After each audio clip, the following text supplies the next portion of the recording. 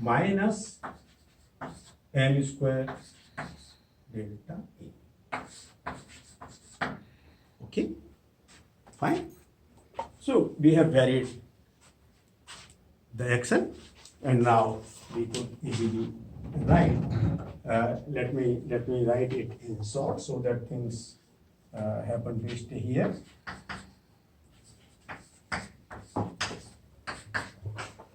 Let me connect terms with respect to and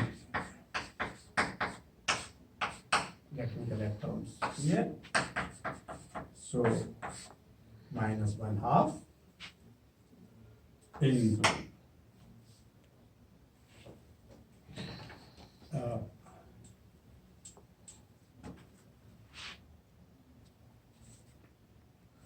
right from the beginning in my definition, the factor of 1/2 is missing. Okay, it's a constant factor. So I would have a factor of 1/2 here. So this is fine. So 1/2 and delta E is this term and delta E is this term. So I can take minus common, minus 1/2 into e to the power minus 2 of tau x dot square of tau plus m square. Okay, very good. Into I have delta of tau minus tau prime into d tau. I am collecting only this term, which is the variation of E. Then I will collect another term, and now this guy is non-zero, and therefore this guy is 0. That gives me one equation of motion. Okay, and similarly I do the following.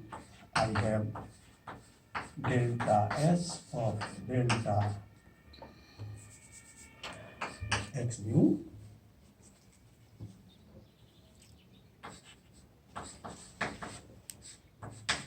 now. This is let me first not write this. Let me first take only this. Okay, then I should not miss one. If I try to skip one step, then I can make mistakes. So let me not skip one step. Okay. So delta S, and this is d tau E inverse x dot into delta x dot. It is only this term.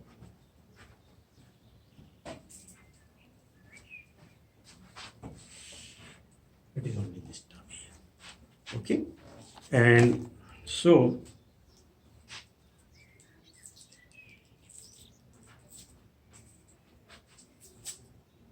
very good. Now this is delta x dot. So delta x dot I could write as, let me put x mu. So this gives me delta of delta x mu. Why can I do this? I can do it because both of these operations are infinitesimal operations. Okay, both of these operations, delta variation as well as the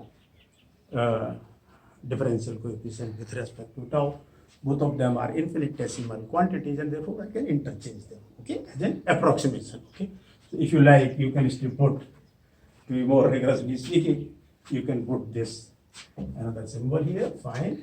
So then I can go little bit further here. So this is now the tau and E inverse x mu dot, and this is now delta x dot. So let me not put mu here at the moment. Delta x dot is going to be del tau of delta x mu. Now if you like to put mu, then I would put like this, or I would put it like this here, as you like. Okay, because of is one contravariant and one covariant. So this is actually a product of this. And now I can take out delta f of tau, delta of x mu of tau prime.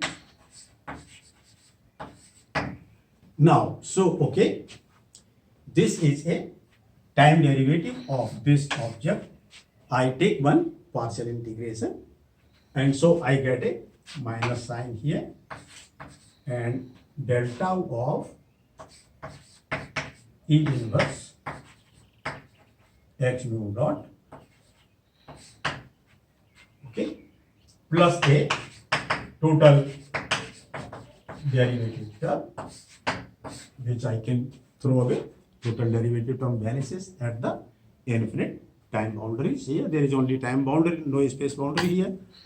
So by definition, all the fields are supposed to vanish at the infinite time boundaries. Okay. So this term goes away, and we have only this. So into tau minus tau prime, and this guy is non-zero, and therefore this guy has to be 0. So that gives me, this gives me 1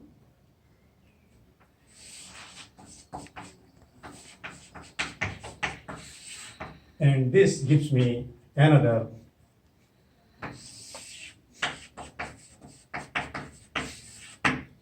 So I have two Euler-Lagrange equations or the equations of motion as I showed, one corresponding to the variation with respect to E and one corresponding to the variation with respect to x mu. Okay? Is that fine? So that's okay? Good. So now could I remove this and just retain the equations of motion upstairs, and I can remove these things. So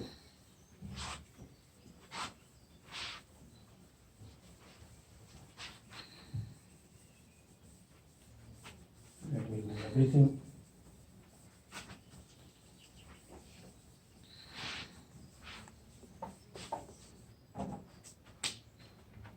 Yes, so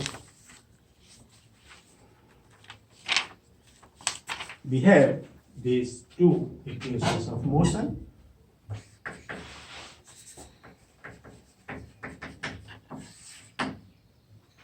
This is E square equal to minus x dot square by m square, or E square m square is minus x dot square. It's a very useful equation. This also gives me E equals to or E inverse is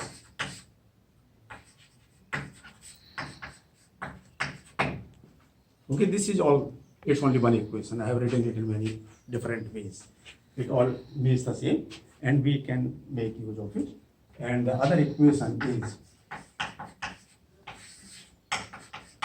this is E inverse x mu dot equal to constant. Okay. Its time derivative, if you recollect, is time derivative bar 0, and yes, and this implies E inverse x mu dot equal to constant. So these are the two equations of motion following from our action. Right? Okay.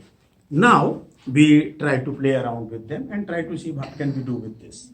So one thing we would like to see, yes, we constructed step by step the so-called Navier-Stokes action for our theory of a relativistic point particle, of course.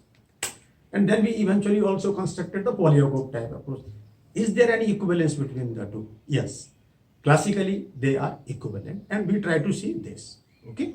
We try to establish classical equivalence. Yes. I'm a bit skeptical. So this e to the minus 1 is a complex variate. This one? Yeah, it's Or a this one? complex variate. It Ah, should no, be. It should be. no, no, no, no, Why no, not? no, no. Minus x dot square is positive. Ah, that's a good question. We have dealt with it. X nu dot, and this is what? This is really your. Uh, so you can just expand it, okay? It's time lag. It's time lag. It's time lag, so It's it's time negative. lag. Yes, correct. So it's positive. Mm. So it's positive. So because tau is or path is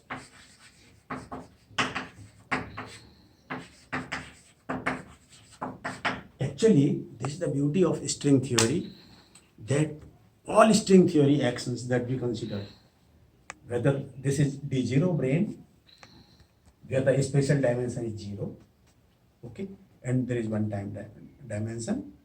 When we generalize it next week, maybe this week, so we add one spatial extension. So one time, one space, and we call it D1 brane. So here, instead of this, we will start getting a